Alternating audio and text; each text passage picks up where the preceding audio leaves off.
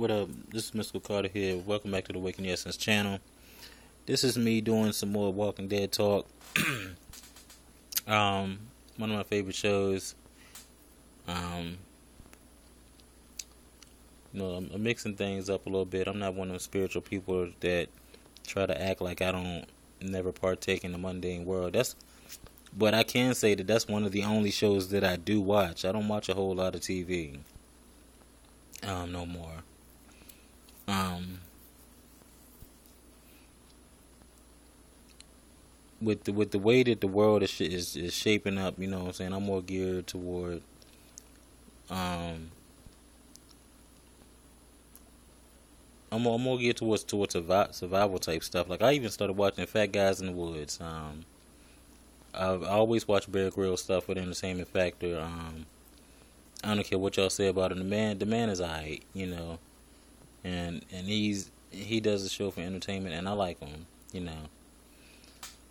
Um, the The Walking Dead. One thing I'm gonna bring up that I don't think a lot of you has might have thought about yet. Other than Sergeant Abraham and the one dude who used to be a tank operator, according to him, in the National Guard or Army or whatever, who just took his damn tank home. um, you don't see them utilizing any of the military stuff that's left around. Like Sarge grabbed a deuce and a half and rolled out, you know what I'm saying, until Eugene shot the bitch up. I was so fucking pissed when he shot the bitch up. I'm like, if there was ever a damn vehicle that you could have felt safe in the Walking Dead world, was the damn deuce and a half. Granted, they would have had to keep stopping and filling that bitch up. But it looked like they had a nice little rhythm going. And this bitch shot up the damn tank. I still don't know if he did that on purpose or not. And me and one of my buddies were talking, and I'm like, you know what? And he was like, how come nobody, even all the way back in season 1 and in different times they run across different little military vehicles, how come nobody has asked about any of the helicopters? Like, can you fly? Anybody got a damn crop duster or some shit out this bitch where you can circle around one time and get a little nice peep of the area before we go walking through the fucking woods and shit? You know, it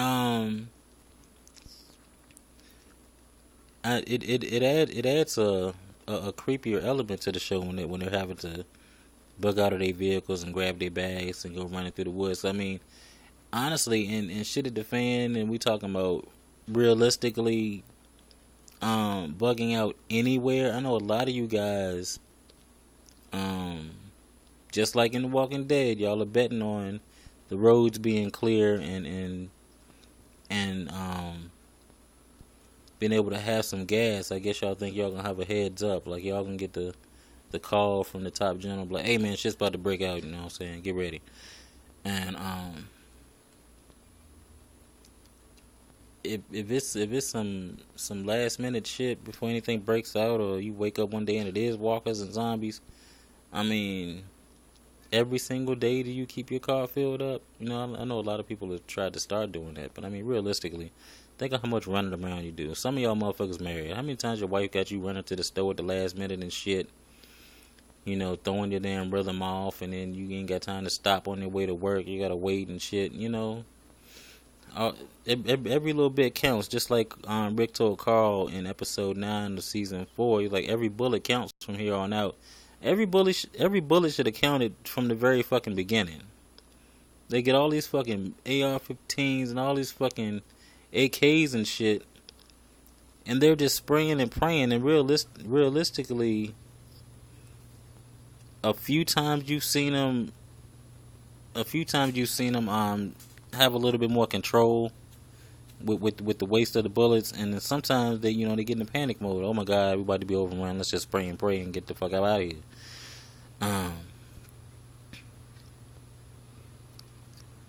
That don't bother me. I mean, because realistically, that'll happen though. some of y'all critique the show to death. Like, oh my god, they get so many nerves. I can't watch it because they never stop and reload.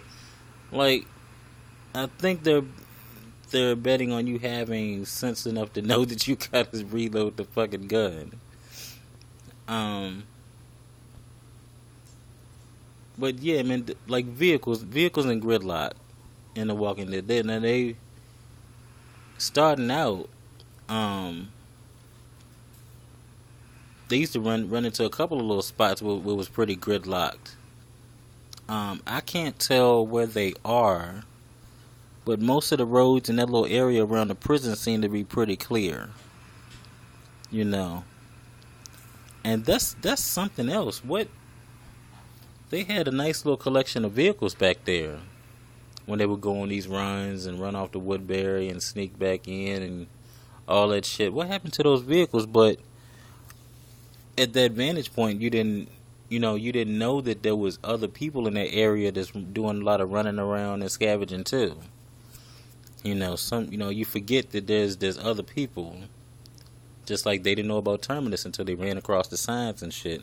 And whoever these hunters, Gareth and all them motherfuckers, and then there's the element of who these people running around with the crosses on the back of their vehicles.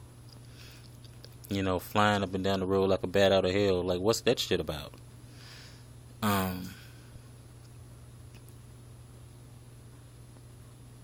But when they like this whole trip to DC thing, man, and with as many people in the group as it is, they're gonna have to do some Z Nation convoy shit. You know what I'm saying? You've seen them do the convoy thing before. But that they haven't did the convoy thing since what, season 1? Up until Sophia died, they really haven't did too much running around in vehicles. And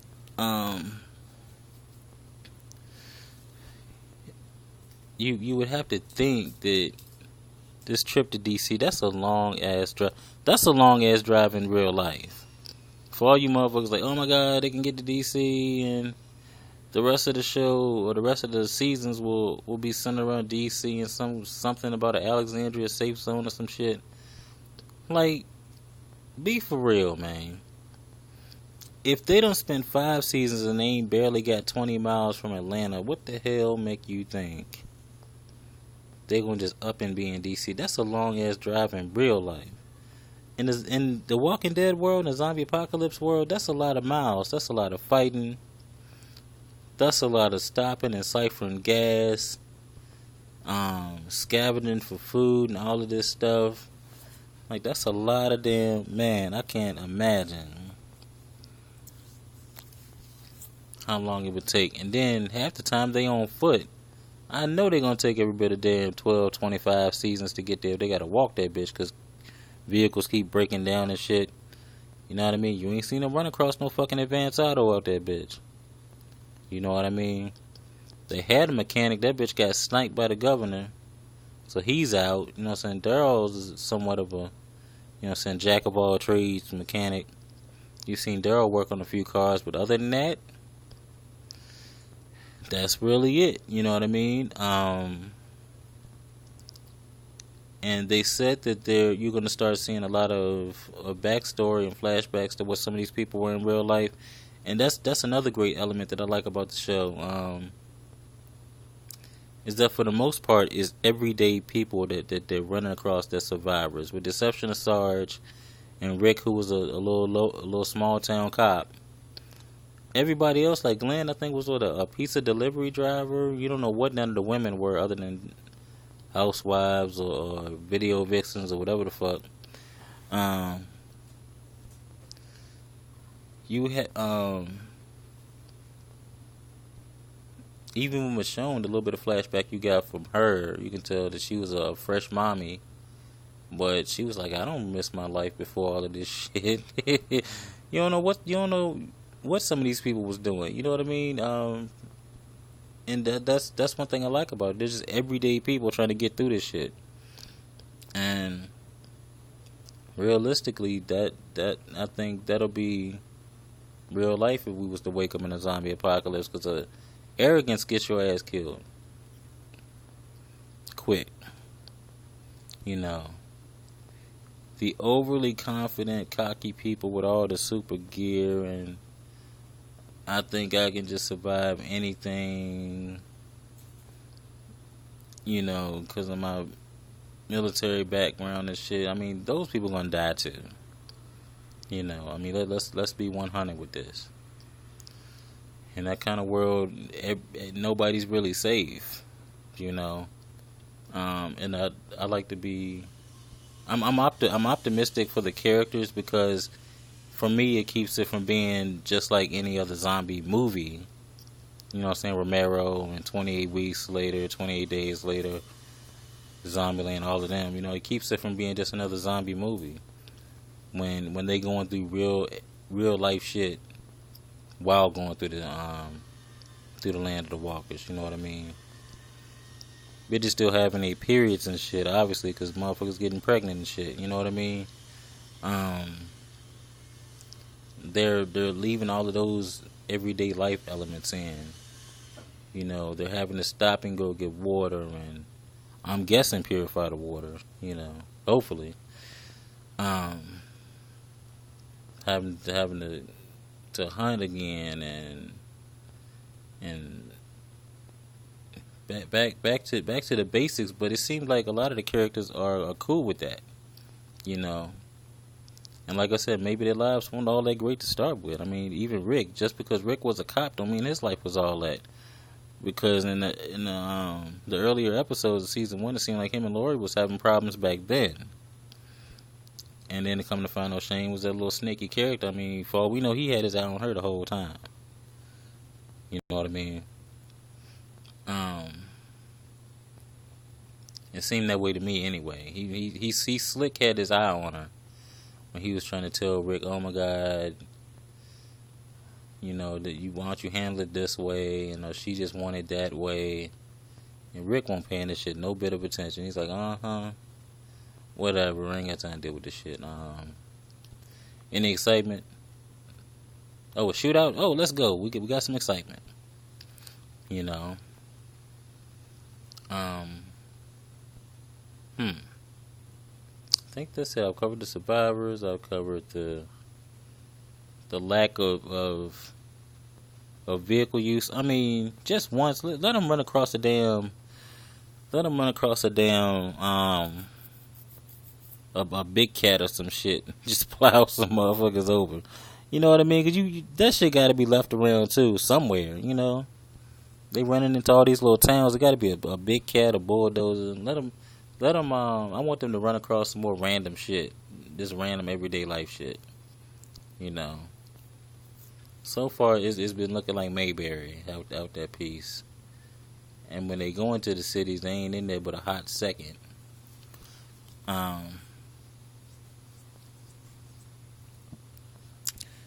What else? You still see them sometimes get caught off guard by the walkers, and I like that speech that Rick gave Carl about never let your guard down. You're not in this world. You're not really safe no more. Like shit still hasn't gotten back to the point where you're safe and you can really relax yet. You know, and they've had times where they could relax a little bit, but they overdid it. You know. Like the start of season 4, everything was all cool, honky dory, very slow, chill, laid back episode. You know, you got to see them relaxing, eating, feasting. They was farming. The pigs was booming, and I think they had some horses in that bitch somewhere because Michonne rode back on a horse one time. Rick was getting his farm on, and a few people were just casually just stabbing the walkers through the fence, like. Can we put a little bit of urgency into this bitch, or we really don't want them to push this bitch down? But of course, that came back to bite them later on. And a very epic shootout where in that moment, I'm glad they did have some guns outside by the fence and in the barrel, because if they didn't, they would have been overrun then that night when the pole snapped.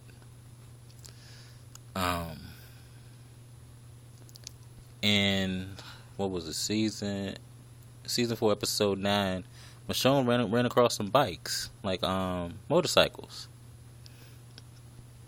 And maybe Daryl's the only rider, but I mean,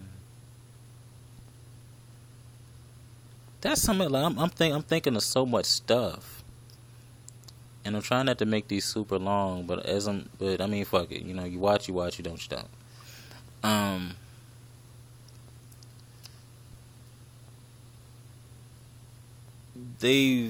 They've up and left a lot of shit scattered about that I think that they could go back and get some of their stuff. You know, when Glenn was leaving out the prison, Glenn won't think about them damn vehicles because the bus was gone. Like, what about the rest of the shit? And unless they had already siphoned out the gas from the rest of the vehicles, just loading into the bus, you know. And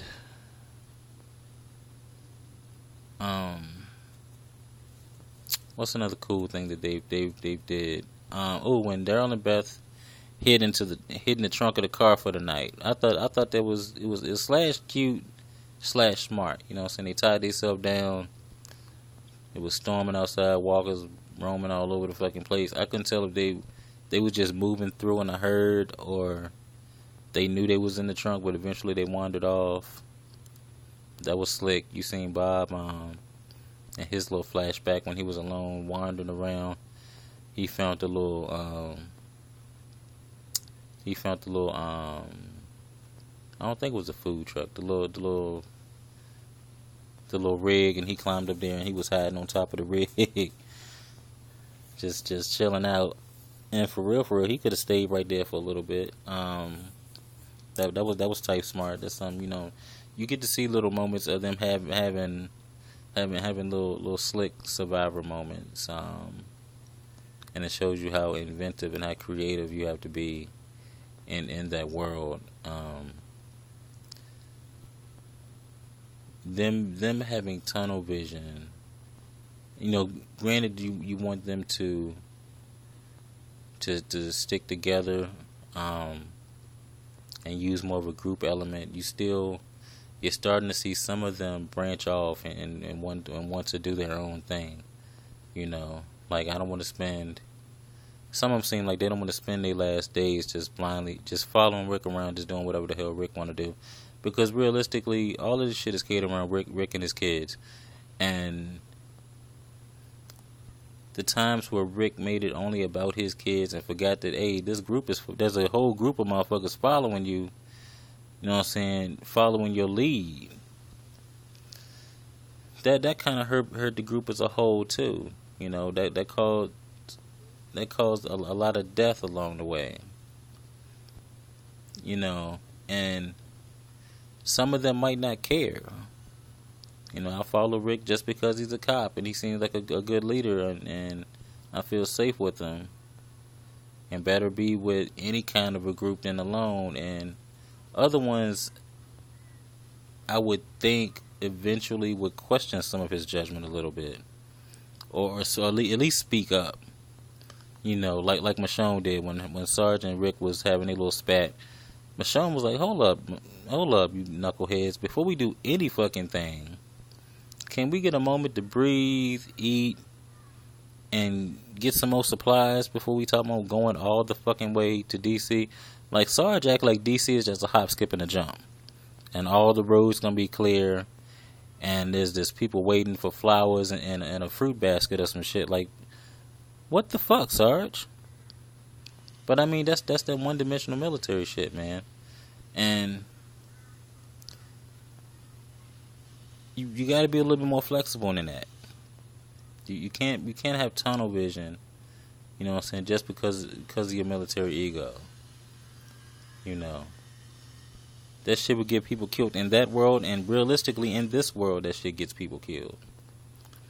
You know. Okay, this is long enough.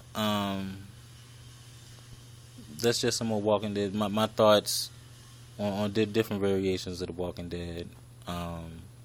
Different elements I've noticed from the show. Different things I've liked about the show so far. Hope you guys have been enjoying these videos. And I got some more coming your way about different topics, not just The Walking Dead, as always. And I'll see you in my next video. Peace. We out here.